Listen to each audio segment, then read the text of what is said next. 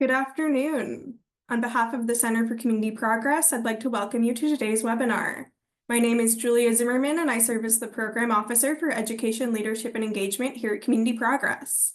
I'm coming to you from Washington, D.C., and I encourage you to share your name and where you're signing in from in the chat.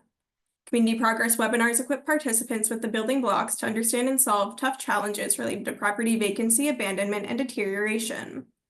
For today's webinar, we're joined by Sharon Lagenza, the Executive Director of Housing Action Illinois, Emma Walters, a PhD candidate in the Department of Urban and Regional Planning at the University of Illinois at Urbana-Champaign, and Tarek Abdelazim, the Vice President of Technical Assistance at the Center for Community Progress.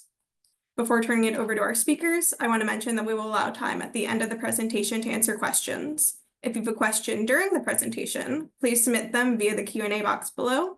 We will share presentation slides and a video recording of today's presentation in the week following. If you experience any technical difficulties, please send an email to Julia Zimmerman at jzimmerman@communityprogress.org. And with that, I will turn it over to Tarek. Good morning, good afternoon. Thank you so much for joining us today for this very compelling presentation and hopeful conversation. I think many folks are familiar with our work primarily when it comes to land banks and the need to intentionally design land banks so they're integrated well with delinquent property tax enforcement systems, so that system can be used as a leverage point to acquire some of the most harmful properties that are challenging your neighbors and neighborhoods. But we obviously also work very closely with the second legal system, housing and building code enforcement, as a critical tool to stabilize and strengthen neighborhoods, but also to prevent and resolve vacancy, as well as advance housing justice, housing equity, and strong neighborhoods. So we're very excited today to discuss and unpack this legal system that often is overlooked. We know that our neighborhoods are shaped by historic policies that were unjust and racist. And there's no coincidence that high concentrations of vacant properties tend to coincide with high rates of poverty, often with the highest concentrations of non-white residents in communities across this country. And it really brings into questions then a lot of equitable questions on how this enforcement and punitive oriented system can actually undermine some of the goals that we seek in promoting healthy and safe neighborhoods. So I could certainly go on for an hour with a righteous polemic about the inequities of our traditional approach to code enforcement, but far better, we'll be turning the next 40 minutes over to the leads of a very compelling research project that was the result of a collaboration between Housing Action of Illinois, as well as the University of Illinois at Urbana-Champaign. And their research really digs into many of these themes and questions. It challenges us to confront some of the deficiencies in our traditional approach to code enforcement. And then it also offers very inspiring policy and practice recommendations for communities to contemplate. At Community Progress, we also have been moving into this space, not just to resolve vacancy, but also to, again, promote health and safety for occupied properties. And when we're dealing with occupied properties, we have to contend with a lot more equitable considerations. Community Progress, if you look at the resource page, you're going to find the report that we'll be discussing that Sharon and Emma will be going through, but you'll also see our national publication on reevaluating code enforcement, as well as a scholarship opportunity that we offer probably once a year the last couple of years. We will be opening up again for applications, probably in January of 2026, where we can provide free technical assistance to communities that will embrace this opportunity and the challenge to shift from traditional code enforcement to strategic code compliance. So with that, I'd like to turn it over to Sharon and Emma. Please feel free to provide your feedback and insights in the chat and direct any questions that we can address at the conclusion of this webinar in the Q&A box. So we'll turn it over to Sharon. Hi, great. Thank you so much for having us. We really appreciate this opportunity to present our research and findings. The report is entitled Code Enforcement as a Tool for Safe and Affordable Housing, and it was funded by the Robert Wood Johnson Foundation and the Institute of Government and Public Affairs at the University of Illinois. So just as a reminder, I'm Sharon Lagenza, and I'm the Executive Director at Housing Action Illinois. Emma Walters will be speaking shortly. To begin with, we want to set some context. We're not going in depth into the code enforcement process. We're assuming people on this webinar have at least some basic understanding of that. But instead, we want to place it in the reality of code enforcement as law in action. Most people, when they pass a house like this, see a typical single-family home that looks to be in good condition, surrounded by other nicely maintained houses. But this is what code enforcement officers may actually be thinking when they pass this house. What codes apply to different parts of the structure and surrounding area? This is code enforcement as law in action. Although not something many may consider on a daily basis, how it is implemented can have a huge impact on individuals and communities and the quality and availability of housing. Code enforcement officers are uniquely positioned to both understand a community's housing conditions and to uphold property and to hold property owners accountable for safety and health standards. But although the prior slides simply put codes on different parts of a house, code enforcement is not that straightforward. It's entangled with broader social and economic forces, including neighborhood change, private and public investments, tenant stability or instability, and property owner-landlord engagement, to name a few. In addition, code enforcement is a creature of local law and can be both reactive, meaning complaint-based, or proactive, such as driving through a neighborhood and looking at houses like this. As we'll discuss during this webinar, there's significant tension between effectuating the public health and safety purposes of code enforcement and maintaining the existing affordable housing stock, while not displacing residents, especially low-income tenants. Because there is an extreme shortage of available and affordable housing pretty much everywhere in the country, maintaining what we have without displacement is critically important. However, there is significant complexity in how code enforcement can play out.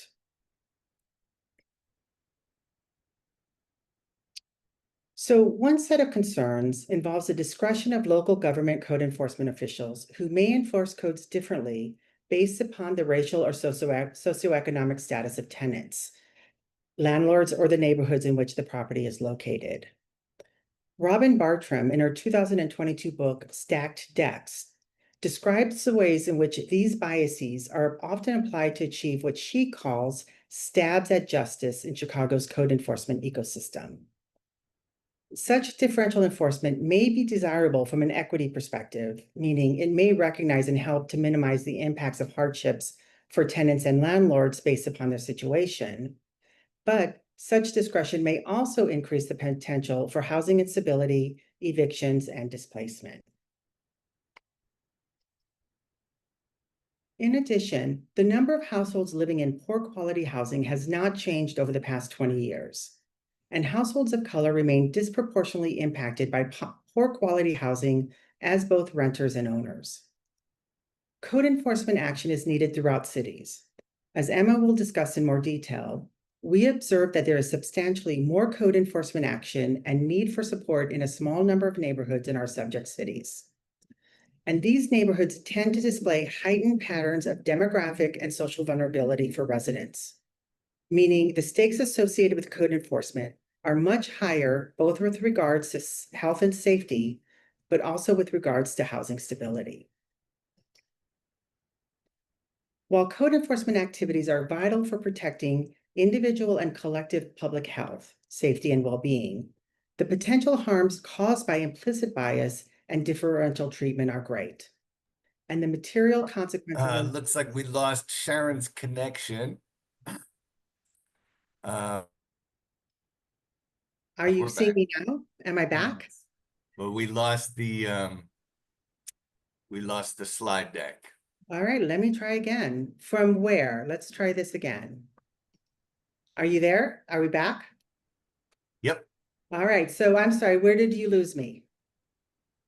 I believe it was on this slide. When we're talking about crime-free and nuisance ordinances? Is that correct? Yes. All right, Yes. thank you. Yeah, so really, what we're saying here is that there's been an increase in crime-free housing ordinances and nuisance ordinances throughout the nation. And many of these enforcement tools link housing code enforcement and code enforcement violations to criminal law enforcement in new ways that raise concerns about access to housing, landlord and tenant rights, and housing stability for vulnerable tenants. Understanding the evolving landscape within code enforcement systems and related ordinances brings up two important areas of concern: uneven enforcement and uneven outcomes. So just one final piece of context before we dive into our actual research. All of the code enforcement officers that we spoke with are firmly committed to their communities and believe in their mission of ensuring public health and safety through their work. Code enforcement officers themselves often express frustration with resource limitations and other constraints, as well as with what they believe to be a common misperception as to their purpose. But because their work is law in action, their jobs are getting more dangerous, and safety concerns for code enforcement officers themselves have increased. So one common thread throughout our research was a recognition that code enforcement is a vital government function that is often misunderstood, under-resourced, potentially dangerous, and too reactive, despite best efforts. So now I'm going to turn it over to Emma. Great. Thanks, Sharon. So given this context and what we know about code enforcement, we entered this project with questions about whether or not there are variations in the codes that municipalities use to deal with housing standards, what the demographic characteristics are of the neighborhoods where code violations are being written and also enforced, and then what the consequence of that enforcement is for various stakeholders like market actors, residents, and the broader civil society. And finally, what opportunities might exist to then minimize harms and disparate impacts. We used multiple approaches to engage these questions. We analyzed building codes across mid-sized communities in Illinois. We created housing market typologies to aid in our spatial analysis of code violations in our case study sites. We surveyed code enforcement officers throughout the state, and then we engaged interviews in our case study sites through documentary video. And we'll show some short clips later in the presentation to just give you a taste of the documentary side of it. Although we engaged in a good bit of broader research analysis, like looking at building codes across mid-sized cities and surveying officers across the state, a good majority of our research focused on our case study sites, where we're able to engage in in-depth conversations and analysis of code violations. We had 6 case sites, 5 mid-sized cities in Illinois, along with Chicago. Our findings included survey results, violation analysis in our case sites, and interview data for our case study sites. And for the purpose of this presentation, we'll focus in on our violation and interview data just to keep us within the 30, within the time restraints. Part of the impetus for this research was to understand where code enforcement activity is concentrated and who it might impact the most. To do this, we developed a housing market typology for the state of Illinois that compares neighborhood level housing conditions across the state. We took housing data for all census tracts in the state of Illinois and engaged in a statistical analysis that helps us cluster or group census tracts together who share similar housing market conditions. You can check out our report for more detailed information on that, so I won't get into the details of the different types of housing markets here. Today, instead, we'll focus on the types of places that received the most code enforcement attention. So in comparing the geography of code enforcement activity in our case studies to our housing groups or clusters that we developed, we found that housing submarkets with the oldest and the most distressed housing conditions received the most attention. This is known as Cluster 1. Although each case had its own pattern of violations, we see that the violations, generally speaking, clustered near historic urban cores, especially in communities like Rockford, Peoria, and Decatur, where there's maybe stagnating decline or stagnating markets or declining markets over a longer period of time. After normalizing data so that we're looking at the share of violations proportional to the number of housing units in each housing market type, because of course, cluster 1 also had the most number of units. Our data showed that housing market type called cluster 1, as we mentioned, contained the highest number of code cases and violations per housing unit. In most cases, it was more than double those in the next highest category. With the exception of Chicago, newer and relatively low-dense housing submarkets had the lowest rate of code violations. This is known as our cluster 5. And it makes sense, right, that we see an increased number of violations in cluster 1, since those neighborhoods likely have the greatest potential for blight. But at the same time, as households who live in the areas with the highest counts of violations tend to be on average lower income, more housing cost burdened, and more likely to be a racial or ethnic minority. And this is because our housing system relies on what we call naturally occurring affordable housing, or NOAH, to provide a large percentage of our affordable housing. NOAH just means older, more distressed housing that tends to impact lower income households of color. This trend reflects a lot of forms of vulnerability that are a main concern for a lot of policy and practice communities, and brings into focus questions on what the impacts or outcomes of that increased enforcement might be. So to get into more detail on why these patterns occur and the impact or consequences of enforcement, we engaged in interviews with code enforcement stakeholders. This included officers, public officials, landlords, tenants, and community organizations, all stakeholders who might have interaction with code enforcement in the rental housing ecosystem. And we identified 5 categories consistent across our interviews: perceptions, reactivity, compliance burdens, cross-cutting issues, and social mediation. For today's presentation, we'll focus in on perception and cross-cutting issues. Like Sharon mentioned at the beginning of this presentation, we found that code enforcement officers understand their role as crucial to not only the growth of the city, but as a tool for the prevention of crime and other harms. Multiple interviewees who were code enforcement officers or public officials noted this similar perspective around prevention, that although fire departments put out the fire, code enforcement ultimately prevents the fire from happening.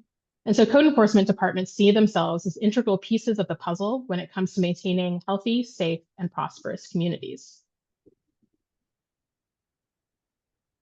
While officers understand the value of their role and take great pride in making sure that residents are safe, in safe and healthy housing, they also know that it's at times a thankless job, and that code enforcement's mission must be better communicated to the community. And there was a lot of self-awareness or reflection on the fact that code enforcement is sometimes often viewed negatively by both landlords and tenants or other stakeholders in the community that engage in the rental housing ecosystem. And part of that could be due to the idea of not engaging enough in the community. And here we have a short video on the perceptions of code enforcement from landlords and community organizations, highlighting feelings that code enforcement might not have the impact it needs to have due to a lack of effective punitive measures for those who need it and a lack of sufficient resources. Yeah, we have an annual registration, but there's no inspection. It's self-inspection. And, you know, there's no stick to have landlords do repairs that need to be made. So, and I you know, in talking to other landlords, I think there are some landlords that would be open to that and welcome that, because it also, you know, like when the tenant has done damage to the unit, it isn't just the landlord saying this is your responsibility. It's also an outside, you know, an outside force saying this is not acceptable. So it kind of gives the landlord more backing. Well, the reason we're not a part of the landlord association is because it's generally a gripe session where people complain that the tenants damage the property and the landlord gets cited for it. That's been going on for a long time, and our experience is generally if you maintain the property well, the people will treat it well. And so we don't typically have those type of issues. Code enforcement is generally not a problem for us. We're never bothered by having inspectors come into our buildings. But a lot of landlords are. I think they were not effective in addressing the issue. And I do think that it's I think there were sort of like little gnats flying around the landlord. He did not care. And I think that's the case with a lot of the bigger landlords who are, running some of the problem properties. There's a couple of things I think going on, and I'm not sure if this gets directly to your question or moves on to something else, but I think that inspection staff has perpetually been understaffed. They have their plan was they're required to inspect every rental property like once every 3 years or something. And so apparently they try to go alphabetically by street. Yeah. And so, I don't know if they start over every year with the A's, so only the A's get inspected all the time. I don't know how it works. But, with 3 inspectors, they were maybe, don't quote me on this number, but I think they were inspecting maybe 100 properties a year or something. So, that's like nothing. The other problem is that they had a computer system that they were supposed to use to be able to track inspections and registrations, so landlord registrations. And the software apparently either did not work or they did not know how to work it. So they couldn't get the reports that they needed. It was labor intensive for them to get out, notices to people. It wasn't really useful to them in terms of tracking who was complying and who wasn't, and looking at history and trends and stuff like that. So they, and then behind that was that the ordinances around inspections, all landlords are only required to register. So all that means is that they're supposed to have their names on file.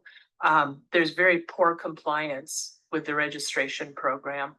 And then in terms of fees, there is a fee structure, it escalates, but there is no mechanism in place to enforce that. And there's really no penalty for not paying your fees.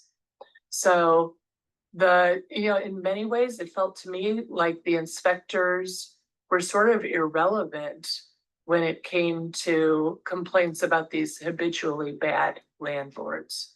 I think when there were, well-meaning or sort of smaller novice landlords, and there was a complaint, then I think the inspectors were probably very effective. And I think generally took the approach of trying to work with the landlord to fix the problems. So, I think where it was possible for them to have impact, they did. But I would also say that they were not able to do a good job because they simply did not have any of the resources that they needed. Yeah, we have an annual registration. Thanks, Sharon.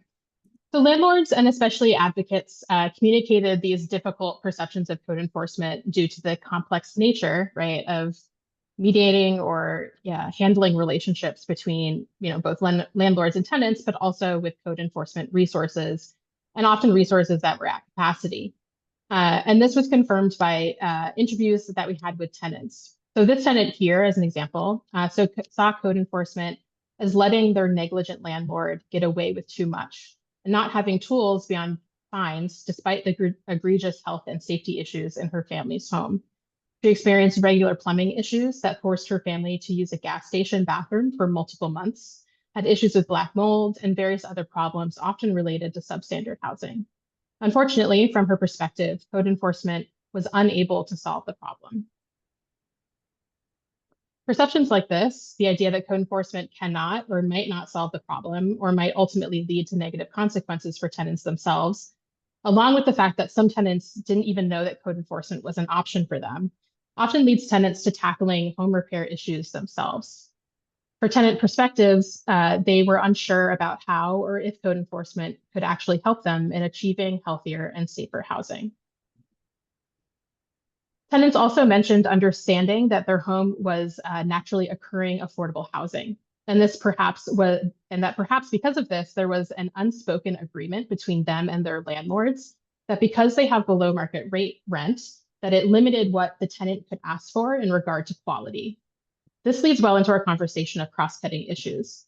Code enforcement interacts with residents and communities it serves in uniquely personal ways. And interviewees often discuss the many ways that code enforcement action or inaction connects to both public health, mental health, and affordable housing crises. This short clip gives us some insight. The safety issues that are really going on, they're life-threatening. You can't wonder why asthma rates are up high if people are renting from places that have mold, where there's rat infestations. This is in roaches. It's ridiculous.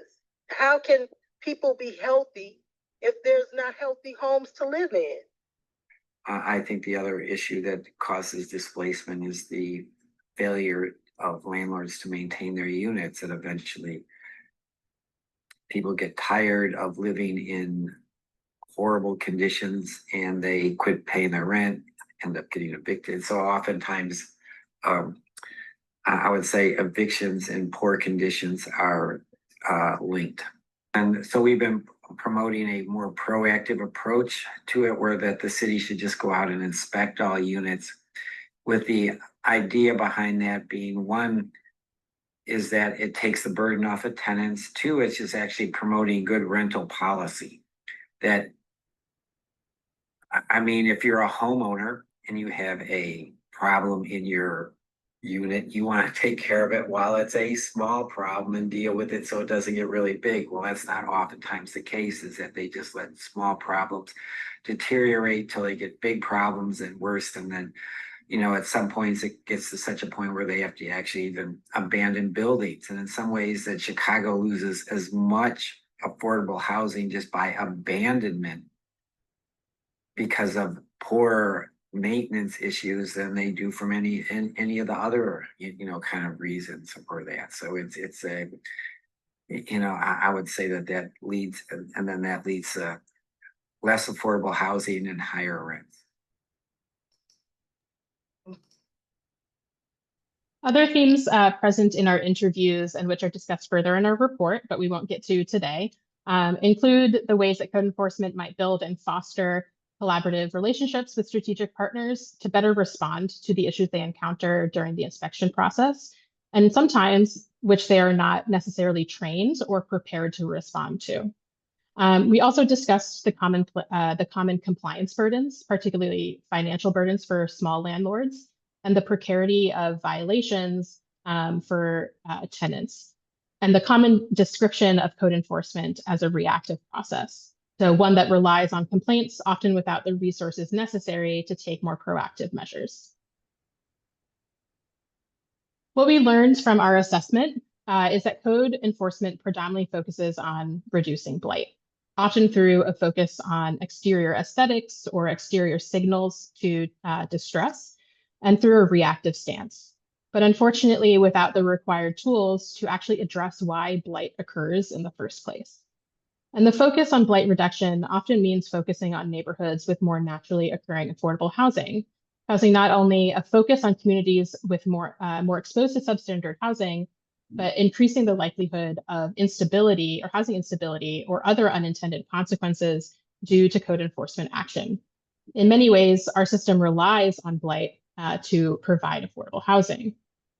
And the issues here are complex, and we have ill-fitting solutions. Although code enforcement officers and public officials are public servants and dedicated to making sure our housing ecosystem is safer in their communities, code enforcement processes, as they currently structured and practice cannot effectively address the complex barriers to maintaining and regulating housing health and safety. In many cases, code enforcement is stuck between a rock and a hard place when it comes to rental housing. While inaction could lead to increasingly distressed rental properties and the inevitable loss of housing stock, action can lead to tenant displacement. Due to these complex interactions of code enforcement processes and the structure of our housing ecosystem, our report identifies recommendations for the future of code enforcement, and I'll pass it back to Sharon to discuss those recommendations and close out our presentation.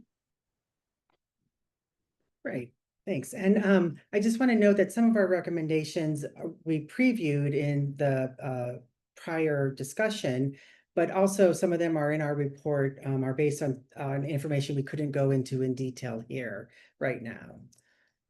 So really, we think that code enforcement needs to be reframed to be health and safety centered.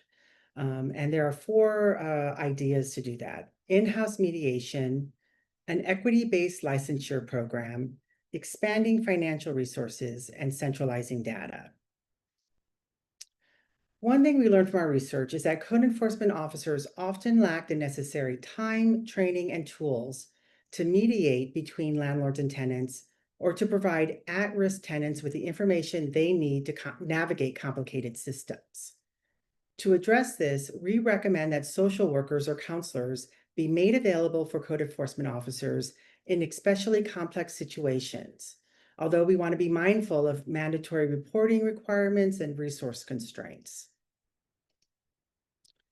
Needing more resources is just one of the reasons we recommend a rental licensing program be enacted. In addition to helping pay for more robust code enforcement, a licensing program, coupled with uniform data reported at a state level, will allow communities to identify bad actors across communities, as well as assist in providing more insight into communities and states' housing stock. We want to point out that we're specifically recommending a licensing program and not just a rental registration one, because of the greater accountability a licensing program provides. And we heard one of our interviewees mention some of those limitations of a rental registration program earlier. So we highly recommend some sort of centralized data platform. During our research, we compiled years of code violation data from our case study sites and found that all data sets were unique. How code violations were documented, described, and categorized was different from place to place, despite sharing similar, if not the same, building and health codes. A crucial piece of creating a rental licensure program that is implemented locally but overseen at the state level is the possibility for a centralized database that tracks not only licenses, but also code violation data. If a state is able to fund and create a rental licensing and code violation oversight board or commission, then effort could be put into developing a centralized code and code database that allows for consistent information across places. This will help policy analysts and researchers better track and understand the status of property across the state. And we just want to point out that cooperative and voluntary statistical efforts like this have been successfully implemented before. The FBI's Uniform Crime Reporting System collects crime statistics from almost 18,000 law enforcement agencies, representing over 96% of the American population. So one other piece of an equity-based licensure program would be citizen oversight, because communities currently rely on landlord-tenant relationships to adequately and sufficiently regulate themselves instead of imposing local or state level regulations. But as one code enforcement officer noted, landlords often have the upper hand over tenants when it comes to addressing and mitigating code violations. And you also saw this in some of the stakeholder interview comments shown earlier. So instituting a tenant-weighted oversight committee for a licensure program challenges or evens out that playing field, and also gives voice to tenants when oftentimes commissions, boards, and even meeting participants are overwhelmingly landlords or homeowner homeowners. And so we want to make sure that the tenant voice is also heard. But we also recognize that not all landlords are the same. Small landlords may not have the resources to comply with licensure and reporting requirements. And so we want to make sure that small owner-occupied rental properties in particular are given, some consideration and potentially exempt from any sort of licensure program. So finally, we recommend landlord training and professional development requirements. This will not only build the knowledge base of housing providers, but it will also help with that kind of positive engagement and relationships between landlords and code enforcement officers, and hopefully kind of increase the community presence of code enforcement.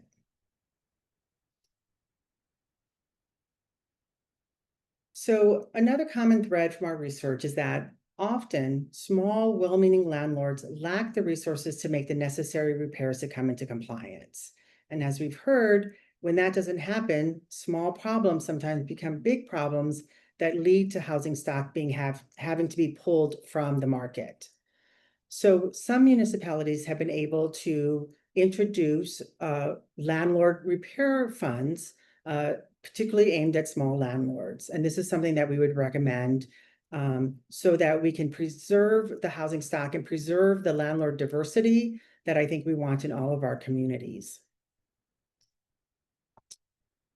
So kind of coming up to a conclusion, we think that there needs to be a necessary reframing of code enforcement. We think that to able to ensure its purpose of public health, safety, and accountability, we need to think of landlords not just as businesses, but as businesses that provide crucial human services. Just as a medical professional, a barber or a nail technician must be licensed or board certified to show that they have the skills and knowledge to provide safe services to their patients or customers, landlords should also be required to show that they can provide safe housing for their tenants. The stakes are high when it comes to building code enforcement systems and processes that better serve a community's most vulnerable residents and their right to safe and adequate housing. Despite enforcement officers and public officials' best intentions, health and safety outcomes in rental units remain disparate across factors like space, identity, and income. Through multiple years of conversations with various stakeholders of code enforcement, analysis of building codes, and spatial analysis of code enforcement action, we found that in order for code enforcement to effectively address issues of substandard rental housing, there must be a shift from the enforcement of property value to enforcement of health, safety, and accountability. This requires a shift that centers care and attention to people and households, not strictly to property. So landlords should be viewed as public health and safety providers, and we need to expand the stick, especially for willfully negligent landlords, and then the carrot for landlords that want to be compliant but may lack the necessary resources. In the end, we realize that treating landlords as similar to human service providers is new, but it really just makes express what our and others' research has shown to be true. Housing is central to a person's health, and code enforcement is founded on the idea of ensuring the public health and safety of residents and communities. So if we want to realize that purpose, then we need to do this necessary reframing. So just, as with any research project, sometimes more additional questions come up that we weren't able to address. So some considerations for future research include is maybe the opposition to creating a rental licensure program, is that a real political barrier, or is it simply perception that it's not doable? How do we better fund the work of code enforcement? And then how do we ensure healthy and safe housing while also protecting the affordable housing supply so that it doesn't potentially become a loss? So that is our presentation. We want to thank you and thank the Center for Community Progress, and I'm looking forward to a robust conversation now. Thank you so much, Sharon and Emma. It's really a great report, so I encourage folks to take the time to read the comprehensive report. Some of the visuals that show the correspondence between intense violations and then racial demographics, very eye-opening, and again, raise all these equitable considerations. I want to start with just one comment, and I think it's necessary to say, and I'm become more and more just convinced to state it, right? That so long as we treat housing as a commodity, we will always be working in the wake of this trauma. Truly. And if we think about it from emergency housing to permanent supportive housing to healthy and safe housing for low income 30%, 50%, to really rely on private actors that want to seek and maximize profits, it really is not possible, particularly when we're talking about the need to provide health and safe housing. Unfortunately, since 1999, many folks may know the Faircloth Amendment, Congress literally prohibited HUD from spending any funds on building more social housing and public housing. And so we are in a extreme deficit when it comes to supply. That again squeezes a lot of vulnerable residents and tenants. I think the second thing then is been stated here through the research, our work always with communities, it is the lack of resources to really help shift both the framework and the culture of code enforcement to code compliance, as Sharon said, a care-centered approach. And it's not going to get easier. And we need to be very honest about that. We saw a lot of interventions in innovation with the years of ARPA funds, from grant programs to loan programs to supports to tenants, and excellent policy changes. But we not only are exhausting those resources, but we're actually going to be seeing the federal retrenchment and a decline of those resources. And so state and local communities are going to need to step up and find ways to make policy changes and be very intentional about the reallocation of their limited resources towards ensuring that all residents have access to healthy, safe, affordable housing. So with that, I'd like to turn to a couple questions. One, Sharon and Emma, there was one question about the homes that you had pictured look pretty nice. And I think for many of us that have been in this space, we know that there are some extremely deteriorated and unhealthy housing that folks choose to live in because there's no other option other than homelessness. So can you talk about when inspectors are out, are they literally just inspecting based on state code, or did you see some differentiation based on market conditions, particular neighborhoods, maybe the type of owner or the occupant and their financial situation? Sure, I can start, Sharon, and then if you want to add in. So I think that a lot of the communities, especially mid-sized communities in Illinois, experience a bit more of like maybe market stagnation or decline, right? In which case code enforcement becomes like a strategic tool in order to deal with the blight that occurs with that, right? So I think in places like Decatur or Rockford or even Peoria, we often see code enforcement used as a strategic tool to address deterioration. So that means that they're likely targeting, right? Strategic targeting of neighborhoods that might have higher rates of blight. So in that case, it's certainly like targeted in certain areas where they know there are extreme concerns and issues. And as in regards to the photos, those were photos that we took of all of the typologies of case studies. So they represent anything from, cluster 1, where we see a lot of naturally occurring affordable housing and also probably higher rates of distress, but also our cluster 5, which is maybe more representative of higher income suburbs, like exurb type neighborhoods. And I would just add that one of the kind of common threads is the reactive nature of code enforcement. So oftentimes it's complaint-based.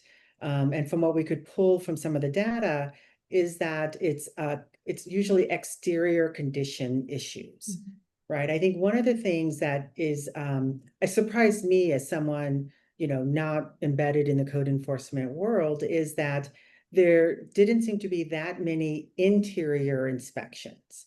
And, I was coming at this research or this project with this idea that code enforcement is really around health and safety. And so much of that happens in the interior. So when we talk about like black mold or pest infestation or plumbing issue, right? And so there seemed to me, and through our research kind of showed, there seems to be sometimes a disconnect, right, between how you can find out about problems, and then kind of the tools or the ability of code enforcement officers necessarily, because they're having to be so reactive to actually go in and address the interior until it gets so bad. Then the whole we saw instances, and there were news reports of whole buildings having to be closed, tenants relocated, and then the building is off the market, right? All those units are lost. Yeah. We work with code officers on that a lot and uncover that those two that we talk about quality of life and health and safety. Code officers will tell you those two answers all the time. And you see that quality of life actually predominates their capacity, right? You look at the violations you had in your report, predominantly, right? High grass, illegal dumping, garbage, debris, etc. And those are often called in from homeowners nearby protecting their property value. And you miss that opportunity to truly promote health and safety because we're not inside properties. In our report, we outline, proactive rental inspection and licensing program, as you mentioned, definitely make that distinction between just registration and a licensure program. That it really needs to be designed thoughtfully. It should center the tenants that you're hoping to support. It should engage landlords. There's some communities that have said, look, these are the 10 top health and safety issues that we're going to come and inspect for. We're not going to look at everything, right? It allows landlords to be more responsive and collaborative in that approach. You certainly need to establish a just and well-resourced relocation program, because if you have not done licensing and inspections for decades, you are going to find units that are not habitable. And while we want to balance decency versus displacement, there will inevitably be some displacement. Don't think about resources for those tenants after the fact. Make sure that program is resourced in advance. I think some of the other strategies we hear, like, what are some other strategies to deal with, challenging landlords? Well, we know the courts don't work, right? So many of these corporate investors, LLCs, out of town, that you can't even bring them under the court's jurisdiction. And that's why you often end up, with mom and pop landlords that might want to do the right thing, but don't have the resources. But there are two things that folks should really think about, and that is that landlords want revenue, they want access to courts for evictions. Cut those off. If there's not compliance with basic habitability standards in a licensing program, then there are more and more efforts that communities are doing to maybe establish rent escrow programs. Many states have this, give tenants the legal right to deny payment in the absence of health and safety conditions, but they are hardly ever used because there's no support for them.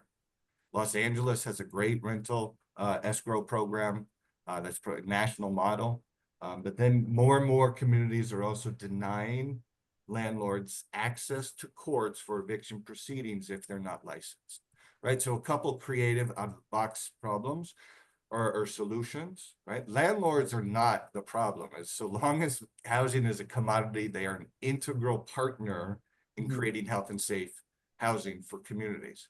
But they need to be held accountable. They need to be treated, like you said, providers, right, of an important service.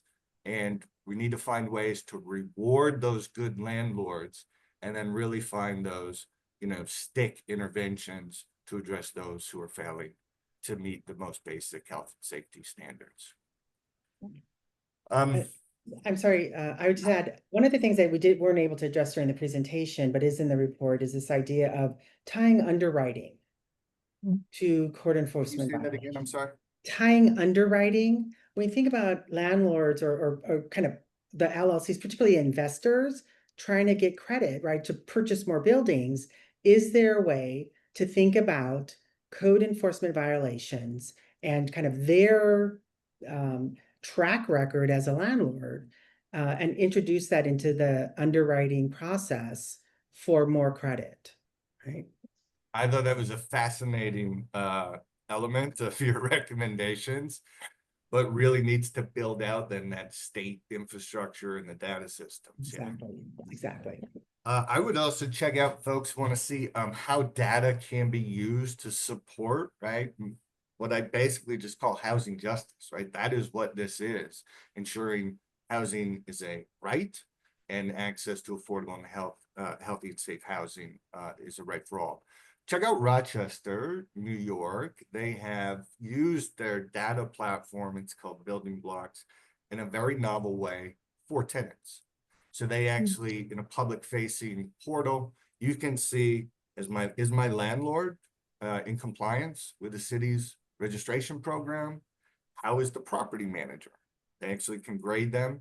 And so it gives tenants, right, the knowledge to try to at least get closer to balancing the power dynamics that exist between low-income vulnerable tenants and landlords. And it's really a great example of how data, you continue to build this out, can become a critical resource for tenants and also a tool for designing and implementing effective strategies.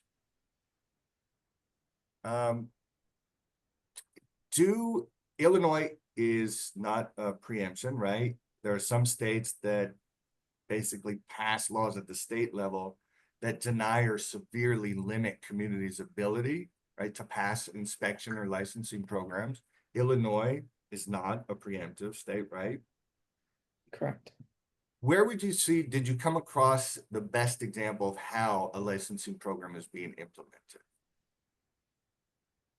That's a good question, because I have to say that in terms of at least our test places, I would say no. I mean, I'm looking to you to confirm that.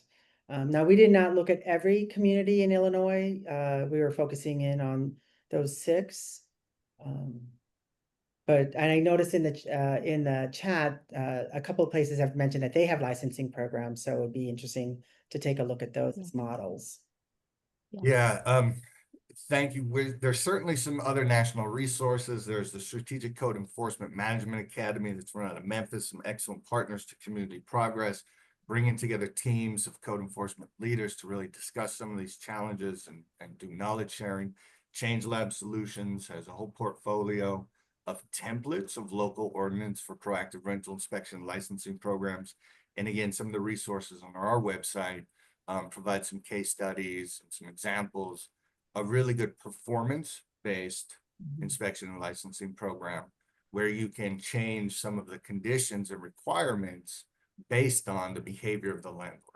Good landlords, we're only coming around every 4 years. Chronic violators, we're inspecting every year, right? For example. Yeah, we did see, in our case study sites, we did not find any licensure programs. I think the best was a registration program in which, like the person in the video mentioned, it was a self-inspection of your properties, right? So really no teeth to kind of hold those landlords accountable. In my survey of the state of Illinois, we certainly did find places that had licensure programs, but they tended to be in smaller places, right? That maybe had, you're handling fewer properties, you're handling fewer landlords, and it might be an easier task.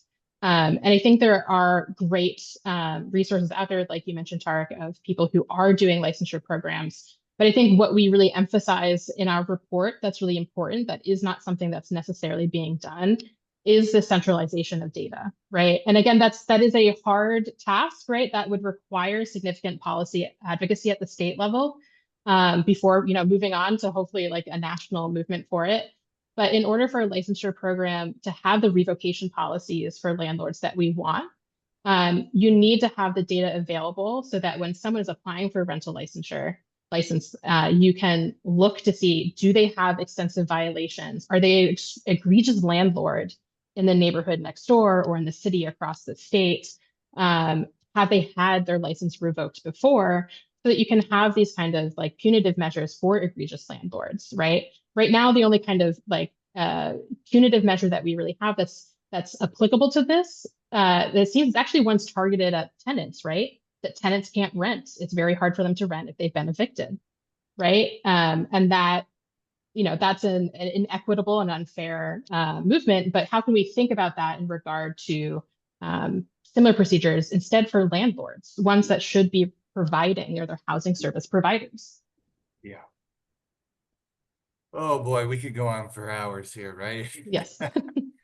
This is healing work. It's difficult. But I want to thank both Sharon and Emma for sharing your research. I want to thank all those who showed up. Julia, if you wanted to come on and make any last minutes as well. It's really important that we engage these issues, particularly as we're facing an acute housing crisis everywhere.